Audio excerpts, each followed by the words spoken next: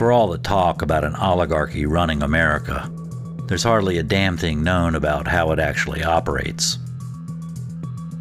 It's not like you can open a civics textbook and see the chain of command. What you get instead are sermons about how the corporate elite or the New World Order is running things through the corpse of democracy. That all may be true, but it's about as actionable as a nursery rhyme. What you don't see is hard evidence that cabinet members carried out treasonous orders from overseas to help a criminal cartel wage an all-out war on Americans.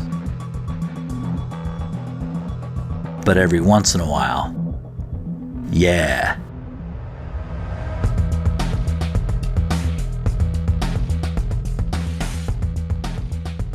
In late 2012, the U.S. Justice Department stunned the world by settling its huge criminal money laundering case against British bank HSBC for a fine.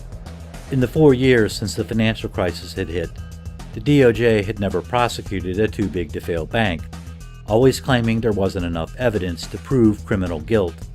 With HSBC, though, the DOJ finally had a big bank by the balls. Prosecutors had obtained a confession, the same holy grail of evidence that had punched Bernie Madoff's ticket to federal prison 4 years earlier. HSBC has admitted its guilt to the 4-count information filed today, which sets forth 2 violations of the Bank Secrecy Act, a violation of the International Emergency Economic Powers Act, or IEPA, and a violation of the Trading with the Enemy Act. Instead of winning the biggest criminal trial in U.S. history, though, the DOJ balked. When asked why later that day, Lanny Breuer, the head of the criminal division, unveiled a brand new excuse having nothing to do with the law. We don't want to make a decision that is going to have all kinds of horrible collateral consequences. When the DOJ used the same excuse again 1 week later, in a second case of uncontested crimes, Attorney General Eric Holder revealed that the DOJ had been assessing collateral consequences all along. With regard to the impact, let's be honest, yeah. I mean, that's a factor, and I'm not talking about just this case, but in others that we have resolved. The impact on the stability of the financial markets around the world is something that we take into consideration. We reach out to experts outside of the Justice Department to talk about what are the consequences of actions that we might take. By announcing that big banks get special dispensations, which are never extended to people or their businesses, the Justice Department openly repudiated the rule of law, which had stood for centuries without challenge.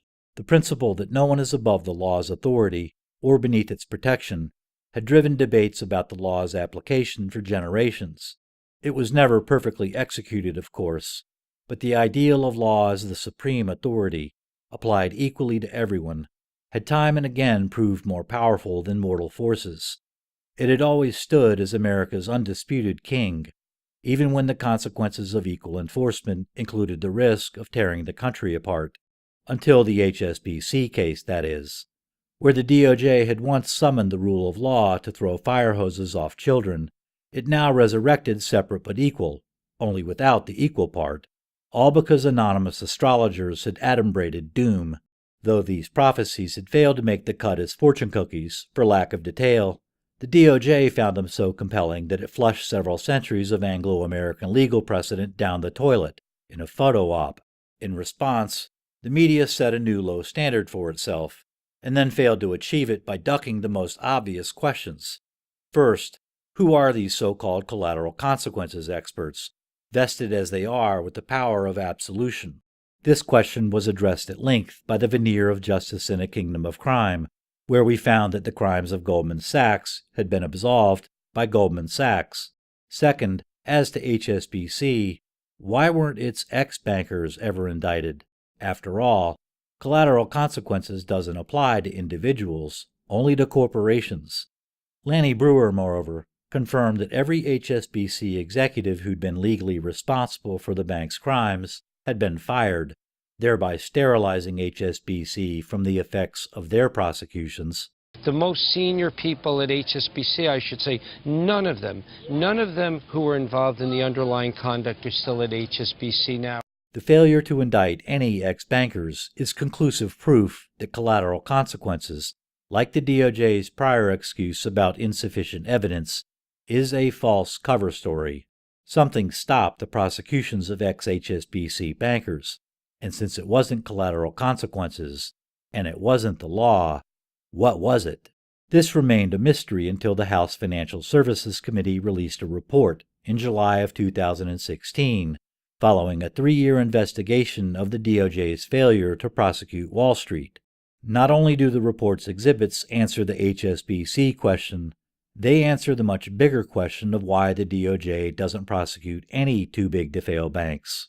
As it turns out, the problem with answering the $64 trillion question is the question itself. Goldman made false and misleading representations in its mortgage-backed securities. False and misleading? That's fraud. Who commits fraud? Crooks. Is anyone at Goldman Sachs going to jail for this? No. Why does this keep happening? As we shall see, that question puts the cart before the horse. The first question is what keeps happening. Once that's answered, the why is easy. What keeps happening is that cabinet members, including the Attorney General, enforce foreign legal immunities instead of U.S. law, so that a global banking cartel can commit crimes on American soil without restraint. These immunities come from the Bank for International Settlements in Basel, Switzerland, where a list of cartel members has been kept for over 5 years. Prosecutors were actually planning to indict HSBC when a mole inside the Justice Department tipped off the cartel, which dispatched the U.S. Treasury Secretary to the DOJ with a stand-down order. The resulting deferred prosecution agreement contains 4 BIS immunities, including one that specifically shields ex-bankers. When we ask what keeps happening to bank prosecutions, these immunities are the answer, and they not only ripen the question of why, they answer it. Prosecutions are toothless because high-ranking government officials have extracted a nation's teeth with these immunities, all of which contradict U.S. law. While most of this is lost on the House, its criminal charges against the DOJ and the Treasury for covering up their actions in the HSBC case are 100% correct. But any notion that the new presidential administration won't continue the crimes of the last one is dead wrong. You're going to spot them and you're going to air them out. In July of 2016, the House Financial Services Committee released a report running 33 pages and over 200 pages of exhibits. The report chronicles the DOJ's settlement of money laundering charges against HSBC for $1.92 billion. Despite the bank's case-dispositive admissions of guilt, no individual was ever prosecuted, nor was the bank itself.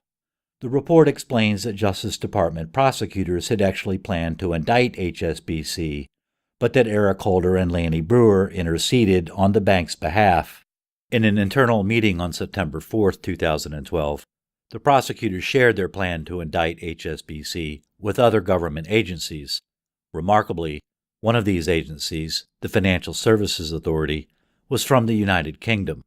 The FSA alerted UK Treasury Chancellor George Osborne, who promptly sent a letter to Federal Reserve Chairman Ben Bernanke and Treasury Secretary Tim Geithner on September 10th. The letter warned Chairman Bernanke and Secretary Geithner that prosecuting a systemically important financial institution such as HSBC could lead to contagion and pose very serious implications for financial and economic stability, particularly in Europe and Asia. 2 months later, Breuer and Holder met personally with HSBC and offered the bank a deferred prosecution agreement. The DPA reflected their decision to abandon all plans of indictment. The House report concludes that the FSA's intervention in the HSBC enforcement matter appears to have played a significant role in ultimately persuading DOJ not to prosecute HSBC. While that limited conclusion is correct, the House's breathtaking lack of curiosity about various anomalies in the exhibits crippled its broader investigation. The report observes, for instance, that the UK FSA was being particularly problematic on enforcement and adopting a light touch approach at industry's request, but the House never once questions what British officials were doing in American law enforcement meetings to begin with. As revealed by another exhibit, HSBC's status as a large British bank fails to explain why the FSA was in attendance. The FSA has been on all of the recent interagency calls regarding HSBC. It has not been on any interagency calls regarding SCB because the prosecutors have opposed its participation. Standard Chartered Bank, like HSBC, is a huge British financial institution. And yet this wasn't enough for the FSA to get inside American law enforcement meetings about SCB. Something other than size and nationality allowed the FSA to monitor the DOJ's internal meetings about HSBC. But what? This sails right by the House.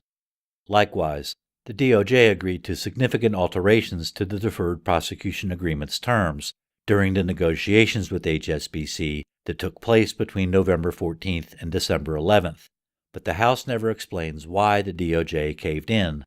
The DOJ's concessions were huge and included insulating HSBC and its employees, officers, and directors from prosecution, and allowing executives to get their bonuses despite failing to meet compliance standards. While the House rightfully says the FSA played a role in the DOJ's refusal to prosecute the bank, it never explains what that role was, or its connection to specific modifications of the settlement agreement. It was the FSA, after all, that prompted Chancellor George Osborne to send the letter to Fed Chairman Ben Bernanke and Treasury Secretary Geithner, warning of possible financial calamity if DOJ were to prosecute HSBC, the very same excuse the DOJ used months later when rationalizing its refusal to indict. Worst of all, the House quotes extensively from Osborne's letter, without ever understanding its very essence. George Osborne wasn't offering friendly advice about HSBC. He was ordering Ben Bernanke and Tim Geithner to intercede on its behalf, as he was doing himself. Every one of the DOJ's concessions to HSBC in the final settlement agreement comes from that order. Osborne dilly-dallies before communicating both a threat and a ransom on page 2. For a systemically important financial institution, this could lead to contagion. Contagion is Osborne's threat for prosecuting HSBC. To emphasize his threat, he claims he doesn't want to overstate it, and then repeats the threat not once but 3 separate times, with unintended consequences, potential market stability risks, and very serious implications for financial and economic stability. For his ransom, Osborne cleverly avoids the word ransom and uses next steps instead, in a bold-faced header. He then announces, apropos of nothing but his own duplicity, that it's not his intention to interfere in the HSBC case. As a display of chumminess, he warmly recalls the good old days of Anglo-American teamwork in Iran and Syria. It is here, though, that George Osborne's ham-fisted verbosity is cleaved, by very sharp contrast with a legal masterpiece of brevity and subtlety. The barrister who actually wrote the next 2 sentences all but draped his wig over them. Note how they parallel each other across the Atlantic and begin with the air of command. It is for you and your partners in other departments and agencies to decide how best to supervise, regulate, and enforce compliance within your jurisdiction. By itself, the first sentence conveys next to nothing. That's because our barrister left its 2 key terms, compliance and jurisdiction, open to interpretation. Jurisdiction is the official power to make legal decisions or judgments, but comes in many stripes. The question is always what it is that vests a decision-maker with the power to decide. Territorial jurisdiction, for example, is decision-making power that's limited by location, and is what most people associate with jurisdiction. Subject matter jurisdiction is the power to decide a case based on its nature or type. In personam jurisdiction is the power to decide based on the common geographical region of the parties and the decision-maker. The first sentence doesn't indicate what Bernanke and Geithner's jurisdiction is based on. It's worth noting here that our barrister declined to say within the U.S., which is not only shorter than within your jurisdiction, but unambiguous as well. From this we may surmise that within your jurisdiction means something other than within the U.S. The term compliance is likewise vague, since we don't know what must be complied with. Once again, the first sentence simply doesn't say. These are virtues and not vices, however. Our barrister put the cues for interpretation in the second sentence, where he resolves both terms definitively. This ensured consistency on both sides of the Atlantic and ultimately minimized verbiage. The second sentence tells us that Adair Turner, Mervyn King, and George Osborne must ensure that UK financial institutions are fully compliant with global standards and rules. Compliance thus means compliant with global standards and rules. We'll identify these rules in due course. For now, it's worth noting the highly curious claim that British officials must enforce global rules rather than British ones. Notable as well is the invocation of 3 British officials rather than 2. As the head of the UK's Exchequer, Osborne was the equivalent of US Treasury Secretary Tim Geithner. Mervyn King was the head of the Bank of England, and thus the equivalent of Fed Chairman Ben Bernanke. Adair Turner is the odd man out, seemingly. Turner was the head of the Financial Services Authority, which had been monitoring the DOJ's meetings about HSBC. As for jurisdiction, the allocation of decision-making authority is an eye-opener. It is not based on where a bank operates. Instead, since Turner, King, and Osborne ensure the full compliance of UK financial institutions, jurisdiction is based on a bank's nationality. What Bernanke and Geithner are being told is that the enforcement of global rules in the HSBC case is for Turner, King, and Osborne to decide. The parallel power of Bernanke and Geithner to decide on how to enforce global rules extends only to American banks. When it comes to enforcing global rules, whatever the DOJ does with HSBC puts the money laundering case in Brooklyn under British jurisdiction. Thus our surmise that within your jurisdiction does not mean within the U.S. was indeed correct. The next question, of course, is what global rules Osborne is referring to, and that in turn depends on which global rule-making entity he's referring to.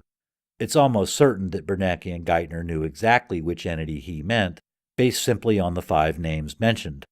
But George Osborne's fists of ham bludgeoned them with a dead giveaway just in case. The giveaway is the phrase systemically important financial institutions. Less than a year before Osborne's letter, the Financial Stability Board in the Bank for International Settlements published for the first time a list of banks under this exact rubric, and was the only global entity to use this phrase. The list is a who's who of the biggest bailout recipients from the 2008 meltdown, and formally identifies the global banking cartel under the FSB's protection. HSBC appeared on the 2011 list. Standard Chartered Bank, notably, did not. The FSB also maintains a membership list. Its Anglo-American members separately confirmed that Osborne was referring to the Financial Stability Board. Turner, King, and Osborne account for the entire UK delegation, Bernanke and Geithner for an American majority. The FSB's mandate, moreover, describes the function of Osborne's letter to perfection. Like the FSB's mandate, Osborne's letter assesses vulnerabilities affecting the global financial system and identifies and reviews the regulatory, supervisory, and related actions needed to address them, including the outcomes of those actions. George Osborne was supervising the outcome of the HSBC case, which he did by ordering Bernanke and Geithner to enforce global standards and rules. This is what the FSB is really all about, using global rules to supersede national laws. Osborne's letter is a prime example. Even though he's writing under Crown letterhead provided by British taxpayers, Osborne doesn't even mention British law, claiming instead that he and other British officials must enforce global standards and rules. As for why global rules enforcement fell to British and not American government officials, the 2012 annual report of the BIS notes that the FSB has a standing committee on supervisory and regulatory cooperation, chaired by Adair Turner, chairman of the UK Financial Services Authority. Cooperation is an FSB Orwellianism, as we shall see, for using coercion, if necessary, to enforce its will. But in any case, the FSA's function as the Financial Stability Board's cooperation supervisor explains why British officials were monitoring internal DOJ meetings about HSBC, which was a cartel member, but not Standard Chartered Bank, which in 2012 was not. At bottom, George Osborne's letter carried both the authority and jurisdiction to decide how to enforce the FSB's mandate. On these grounds, His letter is unmistakably ordering American FSB members who had neither authority nor jurisdiction to enforce the FSB's so-called global standards and rules in the HSBC case. This not only stopped American prosecutors in their tracks, it led to every concession the DOJ granted to HSBC in the final settlement agreement, too. Before highlighting the FSB's rules throughout that agreement, a few words about the FSB itself are in order. First, George Osborne is just one of many cabinet-level officials who can be tasked with carrying out the FSB's mandate of fixing outcomes. Responsibility for these orders lies first with the standing committees and ultimately with the head of the FSB. On this score, the FSB was chaired until November of 2011 by Mario Draghi and has been chaired by Mark Carney ever since. Both men are former Goldman Sachs executives. Carney was chairman of the FSB when Osborne sent the letter that led to the DOJ's decision not to prosecute HSBC. That was more than half a year before Carney joined the Bank of England as its governor. As governor, Carney was asked by Parliament in 2016 if he and Osborne had discussed the HSBC case before the DOJ decided not to prosecute in 2012. There are three possible answers to Andrew Tyree's yes-no question. Yes, no, and I don't recall. No and I don't recall are easy, and harmless too. Yes is easy as well, but yes would mean that Carney discussed HSBC with Osborne in his capacity as head of the Financial Stability Board, not the Bank of England, which he wouldn't join until the following year.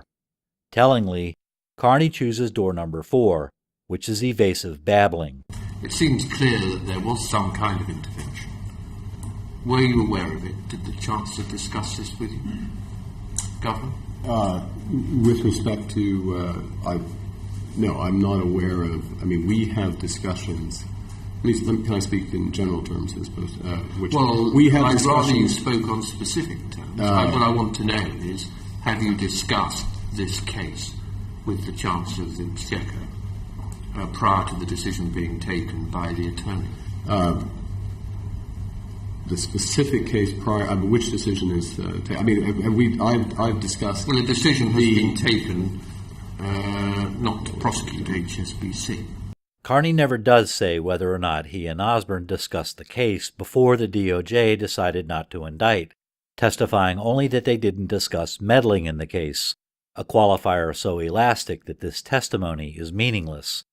What Carney undoubtedly wants to know from counsel is whether he can avoid answering yes to the unqualified question on grounds that when he did discuss the HSBC case, Carney wasn't yet the Bank of England's governor, in which capacity he's now offering his testimony. Not getting the answer he wants, Carney tries his first ruse again of testifying in general terms, but doesn't repeat his earlier mistake of telling Tyree that this is his strategy. He thus succeeds in deceiving Parliament on two key points. From my perspective, my experience, the judgments of the Department of Justice and other U.S. Judicial authorities, and there are many, they are black boxes. They make their decisions based on their information. We will have, as the Bank of England and the PRA, we will have discussions on their request with U.S. financial stability authorities in general terms about some of these issues. Carney's testimony that the Department of Justice is a black box, sealed off from outside influence, is both false and deceptive.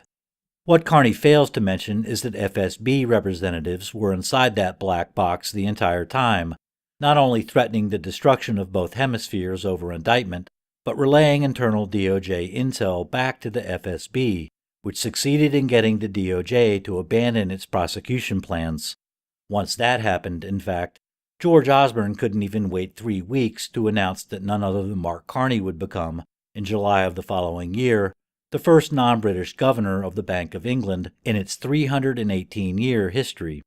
Carney's testimony that the DOJ makes decisions in a black box is simply ludicrous.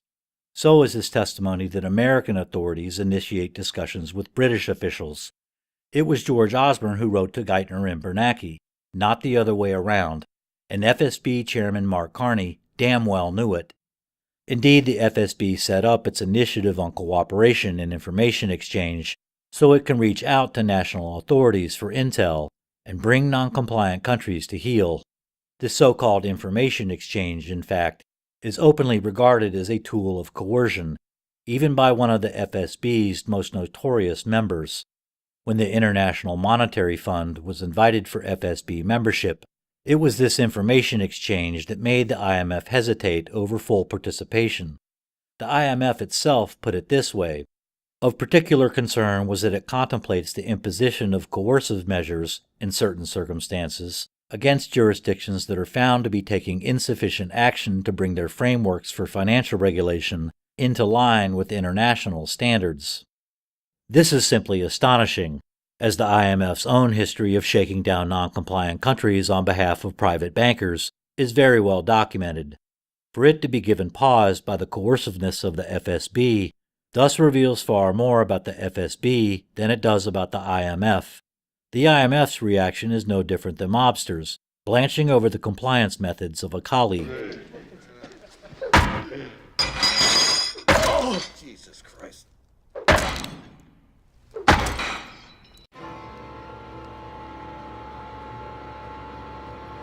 For those countries found to be non-compliant, one can only wonder what actually goes on when the FSB, per its own website, enters into a confidential dialogue with the government authorities concerned in order to further evaluate their compliance and improve their adherence to standards.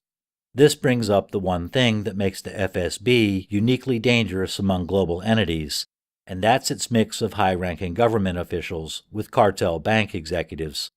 Not only do the Plenary's chairman come from Goldman Sachs, the FSB's charter expressly allows the chairman, and no one else, to invite representatives of the private sector to plenary meetings, which are closed to the public and have no published transcripts or minutes.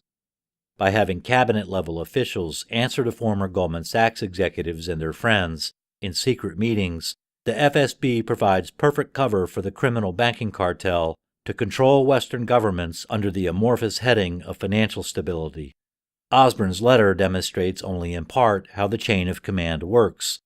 A 2013 Senate hearing and a 2014 New York Times Magazine article suffice for the rest. 3 months after the HSBC case settled, the Senate wanted to know if the DOJ had sought Treasury's advice about the projected economic impact of indicting HSBC.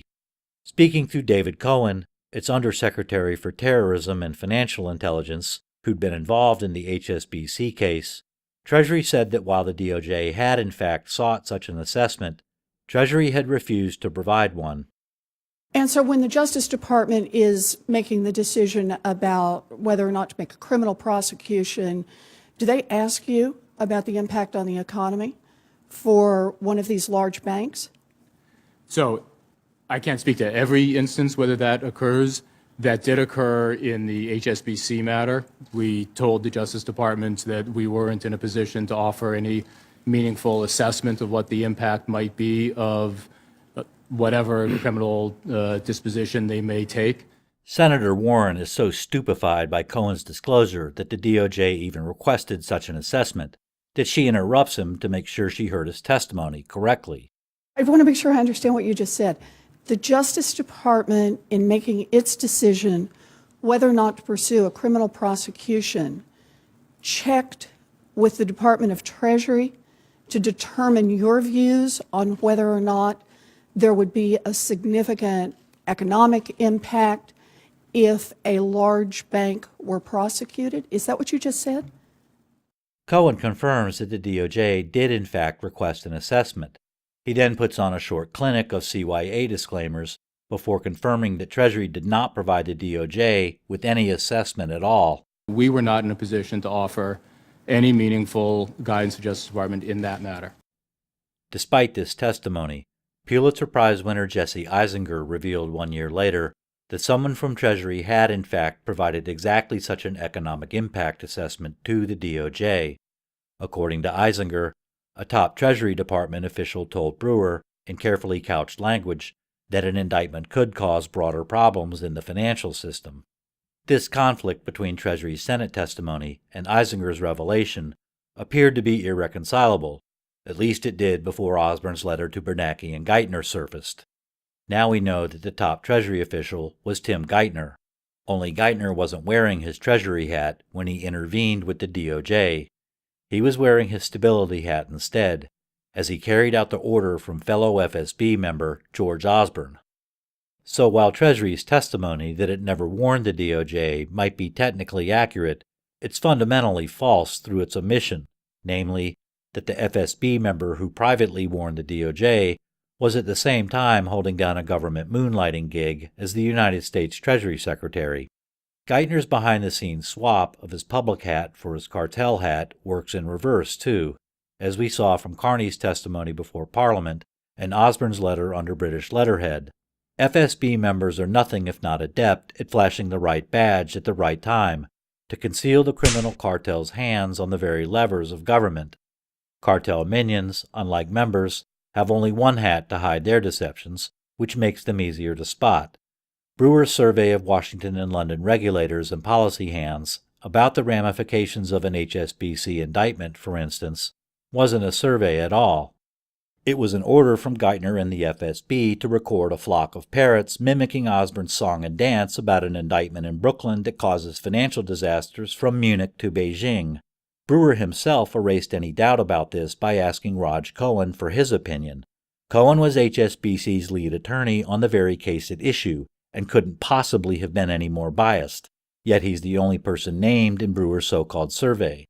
Put in regrettably unfashionable terms, the outcome of the HSBC case was dictated by the Financial Stability Board to a handful of traitors who betrayed their country's trust to advance the only allegiance they have, to a global criminal banking cartel that has nothing but contempt for the nations that it systematically loots. As Osborne's letter shows, moreover, the only thing that ever propped up the cartel's claim that indictment would cause a meltdown was a Chicken Little story, totally devoid of evidence. It's telling that Osborne didn't address, carbon copy, or even mention U.S. Attorney General Eric Holder, the one American cabinet member to whom his letter about a criminal prosecution should have been sent in the first place.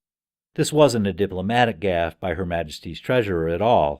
It simply reflects the DOJ's menial status on the cartel's global plantation, where America's top law enforcers recite children's stories to the victimized public instead of actual facts to juries.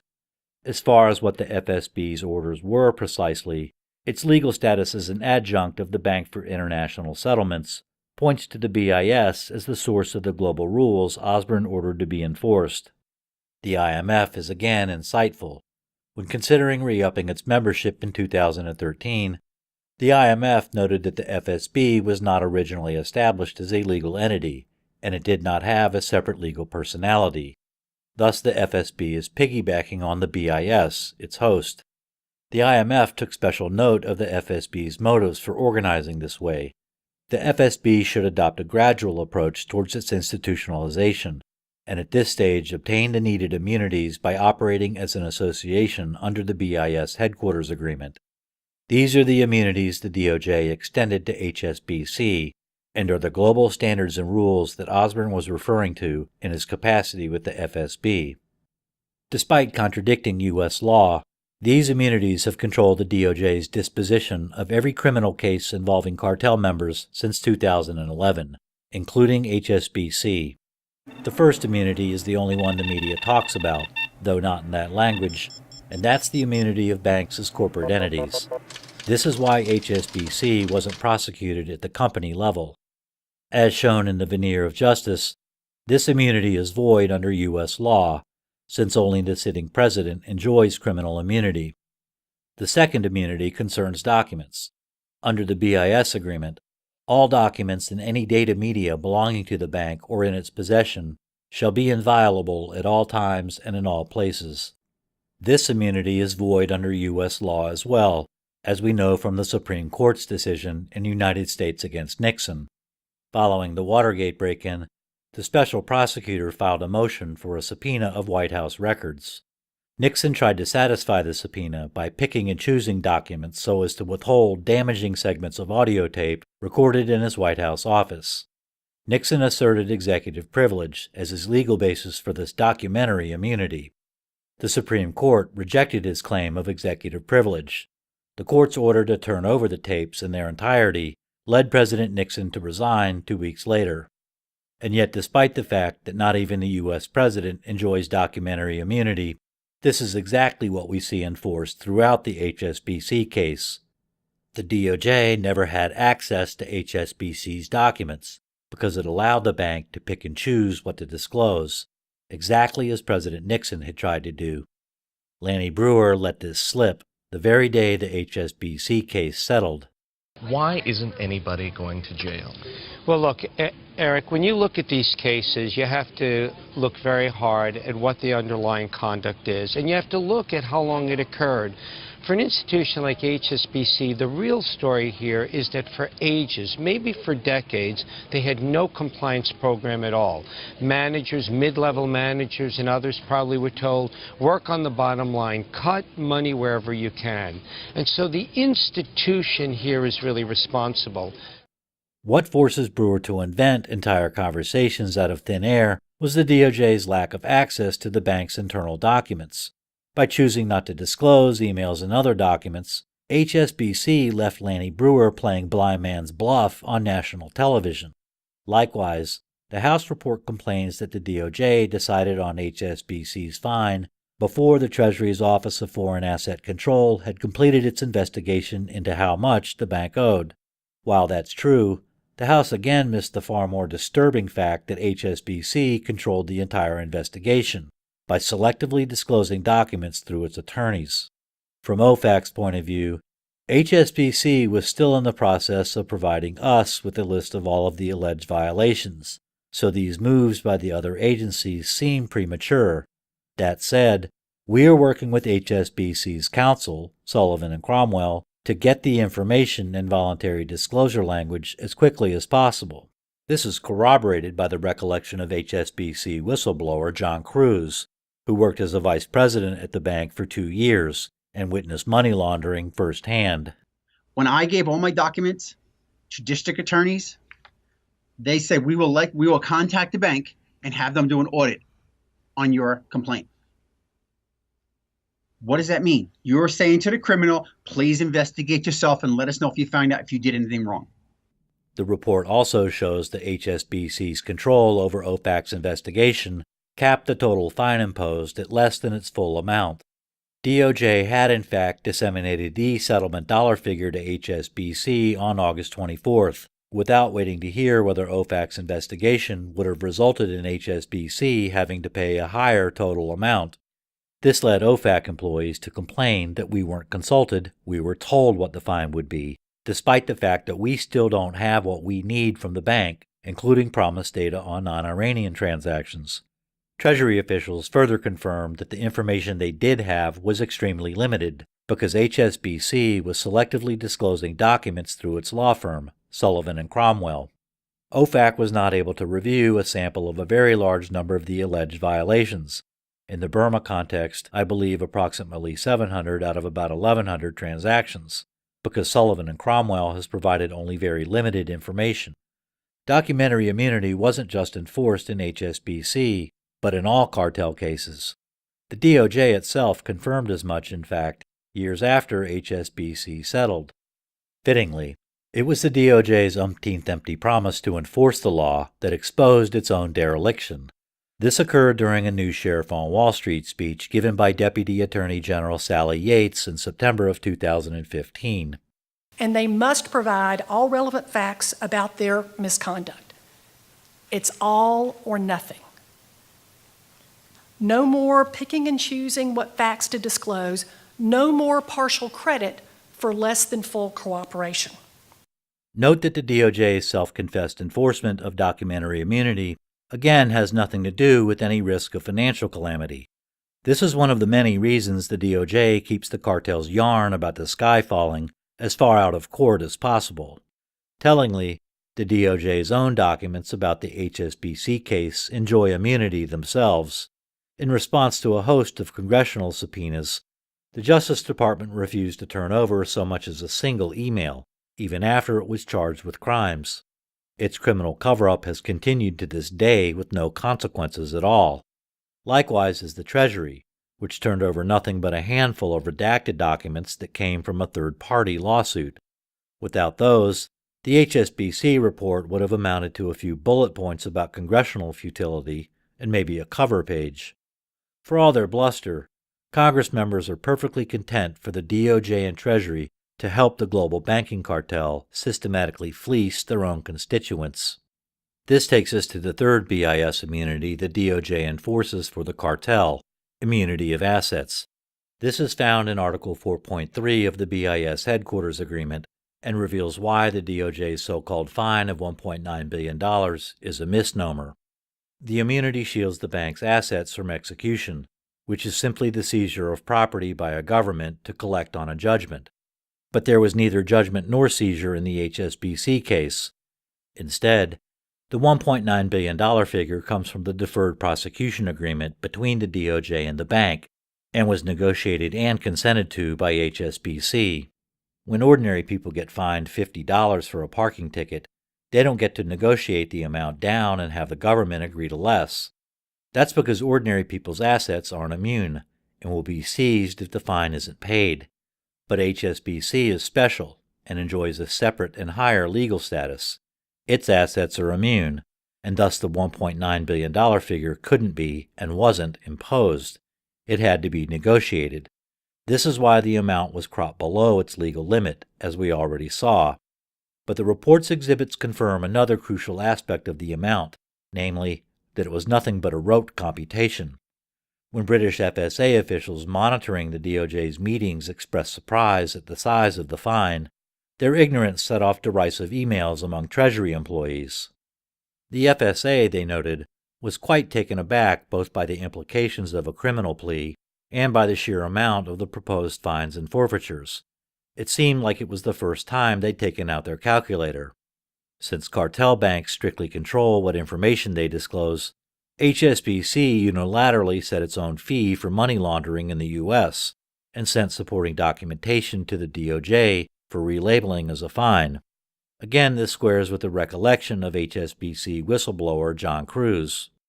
Well, they paid a $1.9 billion fee to pay off the government, and I don't call it a fine because it was not a fine. That fine, I told the U.S. government 4 years prior that they were going to pay that amount. They had it sitting in the bank accounts. The DOJ has patted itself on the back over large settlements for years, when it should have been asking what those numbers say about its role as both law enforcer and regulator. You're neither. You're an errand boy, sent by grocery clerks to collect a bill. The immunity of too-big-to-fail bank assets, as opposed to costs, is underscored by the DOJ's agreement to remove any conditions on HSBC bonuses from its draft settlement. As shown already, HSBC modified the agreement to expressly allow executives to get their bonuses despite failing to meet compliance standards.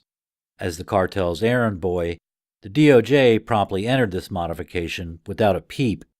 By allowing HSBC to set its own costs for money laundering and immunizing all of the bank's actual assets, the DOJ granted a foreign bank legal privileges that sovereign countries don't have under the Foreign Sovereign Immunities Act. The fourth cartel immunity enforced by the DOJ is personal immunity from prosecution. This is why the DOJ refused to indict any bankers or ex-bankers from HSBC, as well as every other cartel member. Individual immunity is set forth by Article 14 of the BIS Headquarters Agreement, which shields bank employees from the government's jurisdiction. By its express terms, Article 14 extends immunity to employees even after they leave the bank, a provision that was fully enforced in the HSBC case. As we saw, every high-ranking employee responsible for criminal money laundering at HSBC had been fired. Under the DOJ's draft agreement, it was open season on them. As the House report notes, the original draft DPA doesn't shield any employees, officers, or directors who willfully processed illegal transactions, a provision that would have allowed the DOJ to indict the ex-bankers who perpetrated HSBC's crimes. So HSBC revised the draft to comport with Article 14's immunity for ex-employees. Under the revision, Everyone responsible for all criminal transactions previously disclosed by HSBC would be immune. This is what prevented the DOJ from ever prosecuting the bankers or ex-bankers who perpetrated HSBC's crimes. Once again, the DOJ's collateral consequences story only explains why the DOJ didn't indict HSBC, the corporation. The very source of the DOJ's collateral consequences factor, the U.S. Attorney's Manual, which is a guideline rather than binding law to begin with, explains why the outcome of the HSBC case turns actual law on its head. The manual correctly notes that it's legally impossible for a corporation to commit crimes unless individuals first commit crimes themselves. A corporation can only act through individuals. The very fact that the DOJ is even looking at collateral consequences, in other words, means that individuals not only committed crimes, but crimes serious enough to warrant the indictment of the entire company. If the DOJ really cared about collateral consequences, it would have prosecuted the perpetrators of HSBC's admitted crimes first, and then assessed the consequences of indicting HSBC. Instead, the DOJ immunized the perpetrators and the bank first, and only then went picking and choosing through its attorney's manual to gloss over this perverse outcome. In short, the outcome of the HSBC case had nothing to do with collateral consequences and everything to do with the cartel's control of the U.S. executive branch. The immunity of cartel individuals, of course, conflicts with U.S. law, since no one is immune from prosecution with the arguable exception of the sitting president. Moreover, we know that ex-presidents, unlike ex-cartel bankers, are not immune from prosecution, which is why Richard Nixon needed a pardon from President Ford once he resigned. But ex-cartel bankers don't need presidential pardons because they're protected instead by the BIS immunity for ex-bank employees. And again, the BIS immunities controlled not only HSBC, but every cartel case in its wake. Even where the DOJ appears to stray from these immunities, in fact, its enforcement of the cartel's private legal system is faithful to the very letter. First, for individual immunity to apply, a bank has to be a cartel member. 6 cartel banks, for example, admitted to criminally rigging the LIBOR rate and paid fines ranging from $203 million to $975 million. But the DOJ has yet to convict even a single trader from the cartel. Rabobank was the 7th bank that admitted to rigging LIBOR. It paid a fine of $325 million. But Rabobank isn't a cartel member, so its traders lack personal immunity. Thus, the DOJ convicted 7 Rabobank traders without compunction. A second requirement for individual immunity comes from the express language of Article 14, which applies only to individuals' acts that are accomplished in the discharge of their duties. A banker advancing his own interests, in other words, and not the bank's, is open to indictment. This explains the prosecutions of cartel bankers who engage in insider trading for their own account, as well as all other acts not in the bank's interests. 2 cases involving Goldman Sachs are illustrative. Sergei Allennikov was a computer programmer who developed high-frequency trading software. When he left Goldman, he took code with him, allegedly, and was instantly arrested and indicted, twice. Though ultimately acquitted each time, Allennikov illustrates that personal immunity doesn't shield cartel bankers acting for themselves and not the bank. The far more revealing case, though, is that of Rajat Gupta, who'd been a director at Goldman. Gupta's sin was passing along confidential boardroom information about Goldman to a hedge fund that earned millions of dollars trading on his tips. According to Goldman itself, Mr. Gupta breached his duties as a director and violated our shareholders and the firm's trust. This destroyed his immunity under Article 14 and led to his indictment. What's so revealing about Gupta's case, though, is the evidence used to convict him. Gupta had passed along tips to Raj Rajaratnam, whose Galleon hedge fund, a non-cartel member, profited from his tips. Rajaratnam had already been convicted of insider trading by the time Gupta's case went to trial. What had cooked Rajaratnam's goose were wiretaps of his phone conversations, not with Gupta, but with his employees. Now, I heard yesterday from somebody who's on the board of Goldman Sachs that they are going to lose $2 per share. The street has them making $2.50. Really? Yeah. Now, I can get that number, when they don't report till December. I think their quarter ends in November. They have one more. But, they have these huge marks in ICBC and all of that stuff, right? That it's got absolutely clubbered, Right. So what he was telling me was that Goldman, the quarter is pretty bad. They have zero revenues because their trading revenues are offset by asset losses. And today they've lost $2 per share. They just announced a 10% cut. Yeah. And, the basic business is okay, but, this is tough for them. I don't think that's built into the Goldman Sachs stock price. So if it gets to 105, it's 99 now. It was at 102. I was looking for 105. I'm going to whack it, Okay. It's easy to see how Rajaratnam's own words convicted him. What's so telling, though, is that they convicted Gupta, too, even though Gupta wasn't part of the conversations. Gupta's attorneys argued that the conversations were hearsay, but both the trial and appeals courts held that they fell within one of the hearsay exceptions. That legal issue aside, the takeaway here is that while Rajaratnam's phone was tapped, Gupta's never was. The best dope prosecutors could get on Rajat Gupta was from Rajaratnam's phone. That's because the data going through Gupta's phone belonged to Goldman Sachs.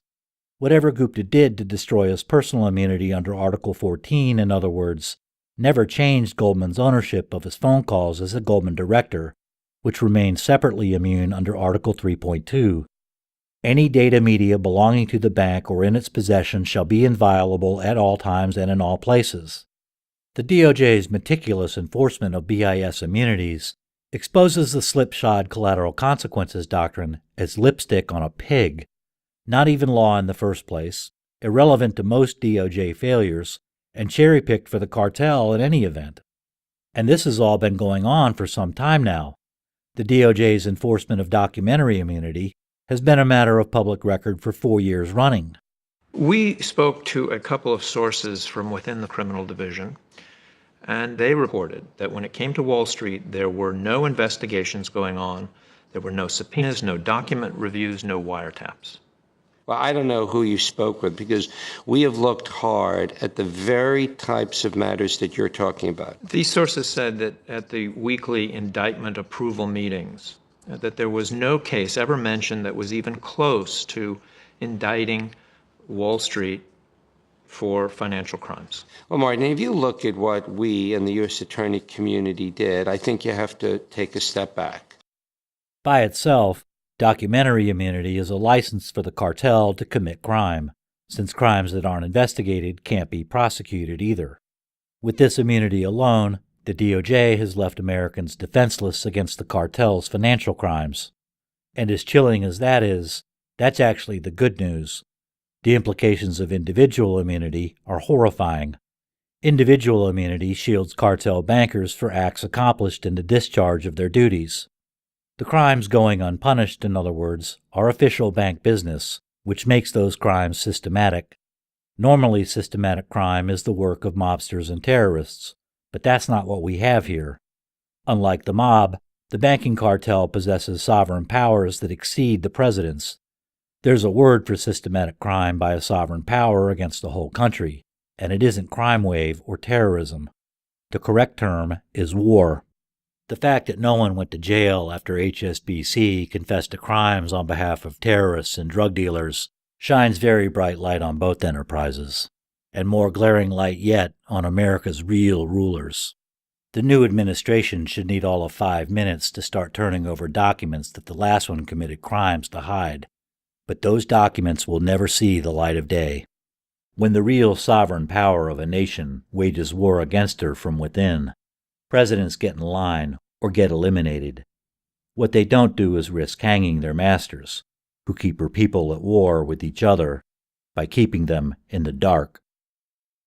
We did it like that, and now we do it like this. We did it like that, and now we do it like this. Yeah. Now clock, kids, who got the cocaine? Don't tell me it's the little kids on Soul Train. The metaphor sent from my brain to my jaw. It comes from other places, not the tinted faces. Journalistic values are yellow, and then of course falters. You watch Channel Zero with that bitch Mama Walters. She have you believe black invented crack President Lyndon had the formula way back in 63 with Kennedy. Yes, the double cross. Remember, that's when they blow his fucking head off. Vietnam vets come back looking like one-armed pests. Nixon bombs, pure text. No picket fence, no job, no ATL in the car. Blue collar turns to bourgeois. Depressed in your chest. Them are all for cess, no dough. Cracking veils, much less. White he can sell on the corners of Bushwick. White he can sell on the corners of Flatbush. White tees can sell on the corners of Bed-Stuy. Pass the torch to that nigga guy. So just die, nigga. Die, nigga. You're too black. You can't handle. You're too strong. Get high. 5 o'clock next boost your steel. In 95 we take back Emmetsville.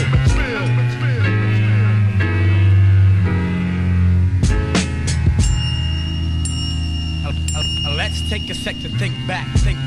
Brooklyn, traveling distance to party. Brooklyn, absent functions, not hardly. Brooklyn, the name alone holds godly. You don't know, you better ask somebody. Crackville streets since 85, the beast getting paid to not bust. Hookers' jaws got crust. Class clapping regular. Hardcore niggas with fat gold chains. On the corner maintaining. Gold teeth flash and stick up.